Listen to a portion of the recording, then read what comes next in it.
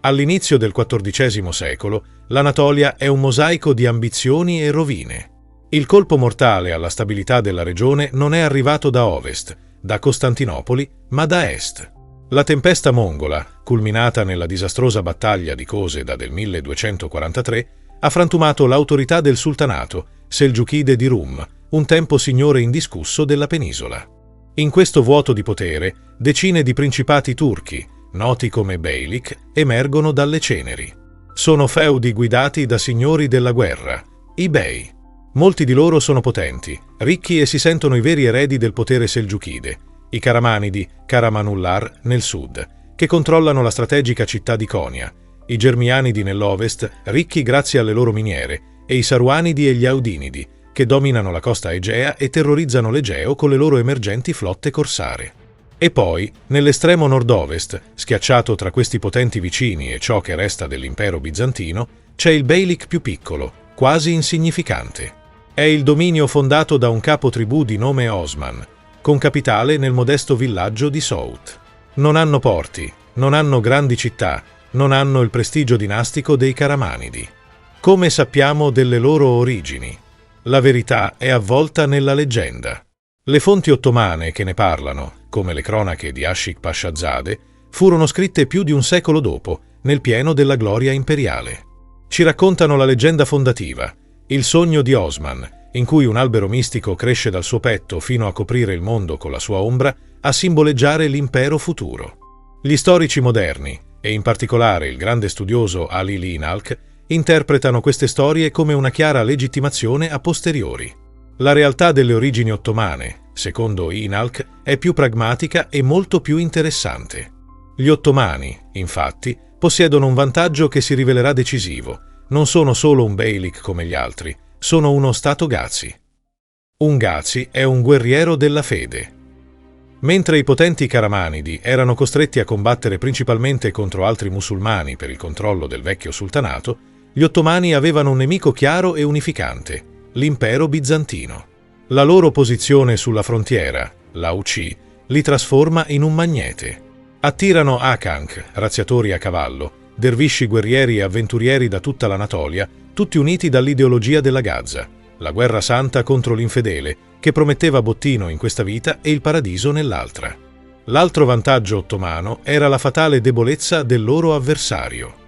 L'impero bizantino dell'anno 1300 è un'ombra di se stesso. È un colosso stanco, impoverito e frammentato dalla quarta crociata del 1204, diviso da lotte intestine e incapace di difendere i suoi vasti confini anatolici. Per i governatori bizantini locali, questi turchi Oghuz sono solo una delle tante minacce di frontiera, buoni come mercenari da assoldare nelle loro guerre civili, fastidiosi come razziatori. Nessuno, a Costantinopoli, poteva immaginare che quel piccolo beylik a Sout, guidato da Osman, stesse forgiando l'arma che avrebbe posto fine alla loro storia millenaria.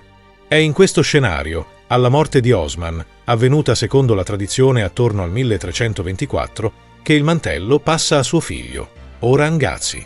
Ed è con Orhan che il beylik di frontiera, la banda di guerrieri Ghazi, inizia a trasformarsi in uno stato. Se Osman fu il fondatore carismatico, suo figlio Orhan Ghazi fu il freddo e metodico architetto.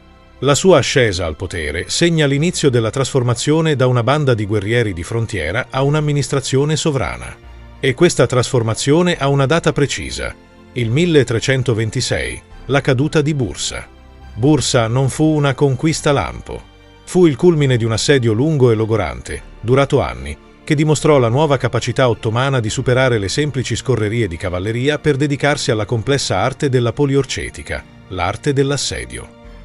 La conquista di Bursa cambia tutto. Perché? Non era un semplice villaggio fortificato. Era una metropoli bizantina, ricca, strategicamente posizionata ai piedi del Monte Uluda e centro di commerci, specialmente della seta.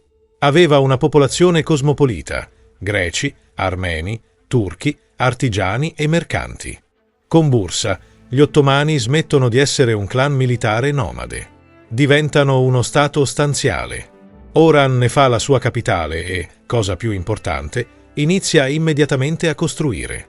Fonda moschee, medrese, scuole teologiche, imaret, mense pubbliche per i poveri e caravanserragli. Non sta solo prendendo possesso di un territorio, sta imprimendo il marchio della sua dinastia su di esso, offrendo servizi e stabilità. Orhan è un sovrano pragmatico, non un fanatico. Le sue riforme, probabilmente consigliate dal fratello Ala-ed-Din Pasha, considerato dalla tradizione il primo visir dell'impero, sono rivoluzionarie per il contesto anatolico. Primo, la moneta. Orhan è il primo sovrano ottomano a battere moneta, lacce d'argento, a suo nome. Questo non è un dettaglio tecnico. Nel mondo medievale, coniare moneta è la dichiarazione d'indipendenza per eccellenza. Significa non riconoscere più l'autorità superiore dei mongoli ilcanidi, da cui i beylik anatolici dipendevano formalmente. È un atto di sovranità. Secondo, la burocrazia. Viene istituito un divan, un consiglio di Stato, per gestire gli affari del nascente principato. Vengono creati i primi uffici amministrativi e viene introdotta una tassazione stabile, che sostituisce il sistema predatorio delle razzie. Terzo, la legge. Orhan istituisce un sistema di qadi, giudici che applicano la legge islamica, la Sharia. Questo fornisce un quadro legale unificato e prevedibile per i sudditi musulmani, un enorme passo avanti rispetto all'arbitrarietà dei signori locali. Questa nuova stabilità attira coloni, mercanti e studiosi islamici da tutta l'Anatolia. Gli ottomani capiscono una verità fondamentale che molti loro rivali ignoravano. Un territorio non va solo conquistato, va governato. Parallelamente, Orhan perfeziona la politica verso i non musulmani. Non forza conversioni di massa, non distrugge sistematicamente le chiese, non perseguita le comunità. Al contrario, adotta quella che gli storici ottomani chiameranno istimalet, la politica della conciliazione. Ai cristiani e agli ebrei sottomessi viene garantita la protezione, lo status di dhimmi, in cambio del pagamento della jizya, la tassa di capitazione. Per molti contadini e cittadini bizantini, oppressi dalla corruzione dei loro stessi funzionari e dalle continue guerre civili, il governo ottomano non è una catastrofe, ma una liberazione. È un governo stabile, prevedibile e, paradossalmente, più tollerante. Questo genera lealtà, o quantomeno passività, invece che resistenza disperata. Ma la riforma più decisiva di Orhan è quella militare. Fino a quel momento, l'esercito ottomano era composto dai Gazi, volontari a cavallo che combattevano per l'ideologia e per il bottino, e che tendevano a disperdersi dopo una campagna. Orhan capisce di aver bisogno di un nucleo permanente. Istituisce così i primi due corpi stipendiati, gli Yaya, fanteria, e i Musellem, cavalleria. Questi soldati ricevono uno stipendio regolare, non più solo bottino, e sono soggetti a una disciplina formale. Non sono ancora i giannizzeri, ma ne sono il prototipo fondamentale, un esercito permanente, leale al sovrano. Forte di questa nuova macchina statale e militare, Orhan continua la sua espansione. Nel 1331 conquista Nicaea, Iznik, la città che era stata la capitale dell'impero bizantino in esilio dopo il 1204, un colpo simbolico devastante. Nel 1337 cade Nicomedia, Izmit. Alla fine degli anni 30 del 300, Orhan ha consolidato l'intera Bitinia. È diventato il più potente dei beylik, affacciati sul Mar di Marmara. Ha uno stato, una burocrazia, un esercito. È pronto a fare il passo successivo. E l'occasione gliela fornirà, ironicamente, proprio il suo nemico, l'impero bizantino. Nel 1341, lo stato ben amministrato di Orangazi osserva il suo vicino occidentale, l'impero bizantino, autodistruggersi. Quell'anno muore l'imperatore Andronico III Paleologo, lasciando il trono al figlio di soli 9 anni, Giovanni V Paleologo. Immediatamente esplode una lotta di potere per la reggenza. È una guerra civile che spaccherà l'impero per 6 anni e che gli storici considerano l'inizio della fine di Bisanzio. Da un lato c'è Giovanni Cantacuzeno. Non è un usurpatore qualsiasi. È il Megas Domesticos, il comandante in capo dell'esercito, il più stretto collaboratore del defunto imperatore e l'uomo più ricco dell'impero. Rappresenta la potente aristocrazia terriera della Tracia e della Macedonia. Dall'altro lato, a Costantinopoli, c'è la reggenza ufficiale, l'imperatrice vedova Anna di Savoia, il patriarca Giovanni Calecas e, soprattutto, l'ambizioso e spietato Megas II, grande ammiraglio, Alessio Apocauco. Loro controllano la capitale, la burocrazia centrale e la flotta. Temendo il potere e il prestigio di Cantacuzeno, la reggenza lo dichiara nemico pubblico. In risposta, Cantacuzeno, sentendosi tradito e messo all'angolo, si proclama imperatore a Didimo Teicon in Tracia. La guerra è aperta. È un conflitto totale e disperato. Entrambe le fazioni cercano freneticamente alleati. Anna di Savoia e Apocauco si rivolgono ai bulgari e persino ai beylik turchi dell'Egeo. Ma è Cantacuzeno a fare la mossa più fatale. Assediato, senza soldi e con il rivale serbo, Stefan Duan, che approfitta del caos per conquistare la Macedonia, Cantacuzeno guarda oltre lo stretto verso il beylik più organizzato e militarmente efficace, quello di Oran. L'alleanza non è un singolo evento, è un processo. Inizialmente, Cantacuzeno chiede a Oran truppe mercenarie, pagandole profumatamente. Ma la guerra va male. Per sigillare un'alleanza indissolubile, Giovanni Cantacuzeno compie un gesto senza precedenti e, per molti bizantini, sacrilego. Nel 1346 offre sua figlia, la principessa Teodora Cantacuzena, in sposa a Oran Gazi. Questo matrimonio politico è una bomba diplomatica. L'imperatore cristiano, dato da Dio, dà la sua stessa figlia in sposa a un Gazi musulmano. Per Oran il prestigio è immenso. Adesso non è più solo un bey di frontiera, ma è imparentato con la dinastia imperiale. Per Cantacuzeno è l'ultima scommessa per vincere il trono. Le conseguenze sono immediate. Migliaia di truppe ottomane, spesso guidate dal figlio di Oran, Suleiman Pasha, vengono regolarmente traghettate in Europa, non come invasori, ma come alleati ufficiali di un imperatore bizantino. Combattono per Cantacuzeno, saccheggiando la Tracia e devastando le terre fedeli a Giovanni V. Questi soldati imparano le strade, mappano le difese, valutano la ricchezza delle città e, soprattutto, comprendono la paralisi politica e militare dei loro alleati. Vedono un continente ricco, diviso e maturo per la conquista. Nel 1347 Giovanni Cantacuzeno vince la sua guerra. Entra trionfalmente a Costantinopoli e si fa incoronare coimperatore, come Giovanni VI, accanto al giovane Giovanni V. Ma ha vinto la battaglia e perso la guerra. L'impero è in bancarotta, la Tracia è spopolata e, cosa più importante, gli ottomani hanno messo piede in Europa. E ora sanno esattamente come e dove colpire. L'alleanza, nata dalla disperazione di un uomo, ha aperto le porte del continente. E gli ottomani non hanno alcuna intenzione di richiuderle. Per anni, le truppe ottomane di Oran hanno attraversato i Dardanelli come alleati e mercenari al soldo di Giovanni VI Cantacuzeno. Hanno combattuto le sue battaglie, hanno saccheggiato le sue province rivali e sono tornate in Anatolia, cariche di bottino.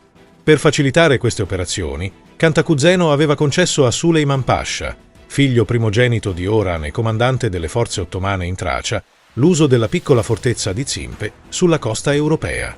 Era una base operativa, un pegno di alleanza. Ma nella notte del 2 marzo 1354 la terra trema. Un terremoto catastrofico, di violenza inaudita, scuote la penisola di Gallipoli.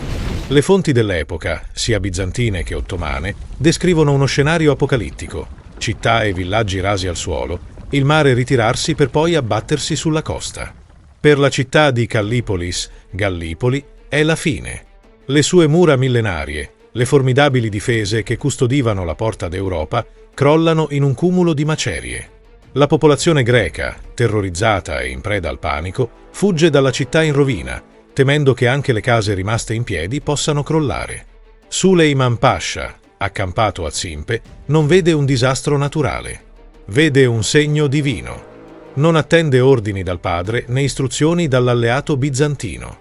Raduna i suoi uomini e marcia immediatamente sulla città distrutta. Gli ottomani entrano a Gallipoli senza incontrare la minima resistenza, occupando le rovine di quella che era la fortezza più importante dei Dardanelli. Quando la notizia raggiunge Costantinopoli, Giovanni Cantacuzeno è disperato. Comprende immediatamente la portata strategica del disastro. Invia messaggeri a Oran, offrendo una somma enorme, 10.000 ducati, per l'immediata evacuazione della città. La risposta di Oran, o forse di Suleiman stesso, È un capolavoro di cinismo politico e fervore religioso. Rispondono che non hanno preso la città con la forza, ma che è stata la volontà di Allah a consegnarla loro, aprendo le mura con un atto divino. Non possono restituire ciò che Dio ha donato. Invece di andarsene, Suleiman fa l'esatto contrario. Inizia immediatamente a riparare le mura, rinforzandole. E, cosa ancora più importante, organizza un trasferimento di massa. Migliaia di famiglie turche e arabe dall'Anatolia vengono traghettate attraverso lo stretto per ripopolare Gallipoli e le città circostanti. L'occupazione è ora permanente. Gallipoli non è una fortezza qualsiasi. È la chiave dei Dardanelli. Per gli ottomani è la testa di ponte, il Brückenkopf, definitiva in Europa. Da questo momento non hanno più bisogno del permesso bizantino per muovere truppe. Non dipendono più dalle navi genovesi o veneziane. Possono inviare eserciti in Tracia, a loro piacimento, trasformando le incursioni in un'occupazione sistematica. Per Giovanni Cantacuzeno è un'umiliazione intollerabile. L'alleanza che lo aveva messo sul trono ora lo ha reso il responsabile della perdita della Porta d'Europa. La sua posizione politica crolla. Entro la fine di quello stesso anno, il suo rivale, Giovanni V Paleologo, lo costringerà ad abdicare. Orangazzi ha assicurato il futuro europeo della sua dinastia. Ironia della sorte, il conquistatore di Gallipoli, l'erede designato Suleiman Pasha, morirà per una banale caduta da cavallo durante una caccia nel 1357. La pesante eredità di consolidare questo impero europeo passerà così al suo fratello minore, un uomo la cui ambizione e genio militare supereranno di gran lunga quelli del padre. Il suo nome è Murad. Murad non si limita ad ereditare, progetta una macchina militare e amministrativa che non ha eguali nel mondo medievale. Alla morte di Oran, intorno al 1362, il trono passa a suo figlio Murad I. Se Oran è stato l'architetto dello Stato, Murad sarà l'ingegnere dell'impero. È un sovrano spietato, un genio militare e un amministratore instancabile. Eredita uno Stato prospero e una solida testa di ponte in Europa. Il suo obiettivo, fin da subito, è l'intero continente. La sua prima mossa è un capolavoro strategico. Invece di concentrarsi su Costantinopoli, la aggira. Le sue forze, guidate da comandanti leggendari come Lala Sain Pasha, dilagano in Tracia. L'obiettivo non è una città qualsiasi. È la seconda città dell'impero bizantino, Adrianopoli. Quando Adrianopoli cade, probabilmente intorno al 1369, Murad prende una decisione che cambia per sempre il destino ottomano. Non la tratta come una città conquistata. La trasforma nella sua nuova capitale, ribattezzandola Edirne. La scelta è geniale. Spostando la capitale dall'anatolica Bursa all'europea Edirne, Murad sposta il centro di gravità del suo potere. Da Edirne può controllare le rotte vitali dei Balcani, a nord verso la Bulgaria, a ovest verso la Serbia e la Macedonia. Da questo momento, Costantinopoli è completamente circondata. Diventa, di fatto, una enclave cristiana, una città-stato isolata all'interno di un impero ottomano che ora ha il suo cuore pulsante in Europa, in Rumelia. Ma per governare questo nuovo impero transcontinentale servono strumenti nuovi e più potenti. Ed è qui che Murad scatena le sue riforme decisive. Murad comprende i limiti del vecchio esercito Gazi. Ha bisogno di soldati professionisti, fanaticamente leali solo a lui, non a un bottino o a un signore locale. La soluzione che adotta è il devshirme, la raccolta. Si tratta di un sistema di leva forzata imposto alle popolazioni cristiane sottomesse dei Balcani. Periodicamente, gli ufficiali ottomani selezionano i ragazzi più forti e intelligenti dalle famiglie cristiane. Questi ragazzi vengono portati a Edirne o Istanbul, convertiti forzatamente all'Islam, turchizzati nella lingua e nella cultura e sottoposti a un addestramento durissimo. Sono, a tutti gli effetti, kullar, schiavi personali del sultano.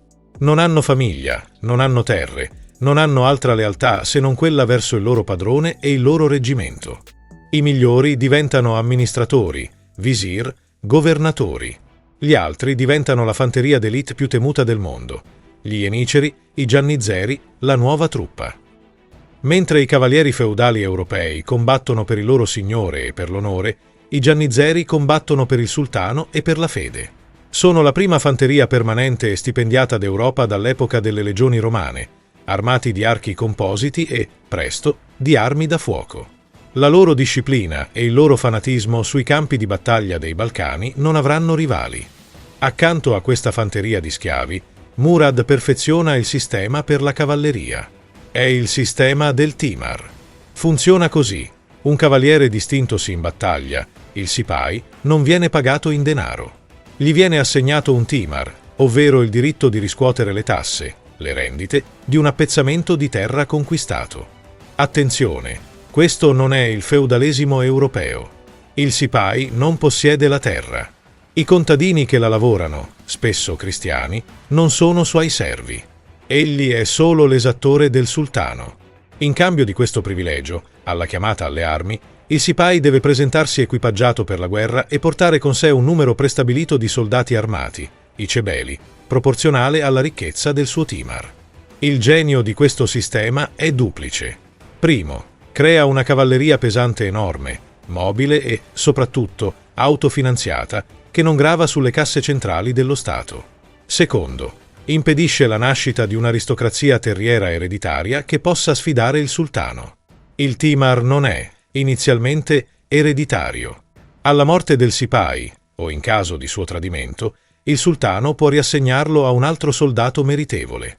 Mentre l'Europa cristiana è bloccata da signori feudali litigiosi, Murad ha creato due forze armate complementari, una fanteria di schiavi leale al centro, giannizzeri, e una cavalleria feudale leale alla periferia, Sipai, entrambe sotto il suo controllo assoluto.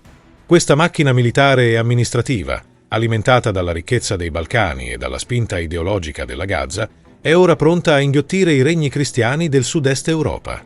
L'obiettivo strategico di Orhan e Murad non è mai stato, nel breve termine, la conquista di Costantinopoli.